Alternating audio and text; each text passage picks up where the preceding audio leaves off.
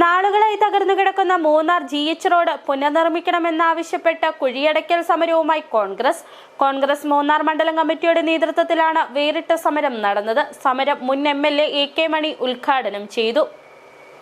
മൂന്നാർ ടൗണിൽ നിന്നും ടാറ്റ ജനറൽ ആശുപത്രിയിലേക്ക് പോകുന്ന റോഡ് ഏറെ നാളുകളായി തകർന്നു കിടക്കുകയാണ്.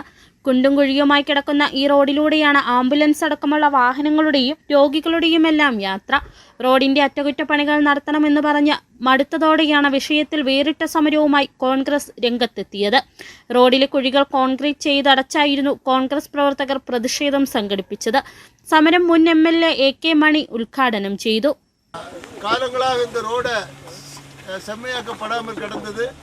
நாங்கள் சம்மந்தப்பட்ட அதிகாரிகள்கிட்ட முழுவதும் சொல்லியாச்சு. ബ്ലോക്ക് പഞ്ചായത്തിൽ ഫണ്ട് വെച്ചും கூட அந்த ஃபண்டை நடப்பிலாக்க முடியாதுன்னு சொல்லி சர்க்கார் உத்தியோகஸ்தர் சொல்லிட்டு இருக்கிறாங்க. 6 மாதம் ஆச்சு இதுக்கு ബ്ലോക്ക് பஞ்சாயத்தில் ஃபண்டு வச்சு அது நடத்தக்கூடாது என்று சொல்லிக்கொண்டு இந்த ബ്ലോക്ക് பஞ்சாயத்து இந்த கவர்மெண்ட் செய்து கொண்டிருக்கின்ற காரணத்தினால எங்களுக்கு வேறு வழி தெரியல. அதனால தான் വിനോദസഞ്ചാരികളും നാട്ടുകാരുമെല്ലാം ഒരുപോലെ ആശ്രയിക്കുന്ന ആശുപത്രിയിലേക്കുള്ള റോഡാണ് കാലങ്ങളായി തകർന്നു കിടക്കുന്നത്.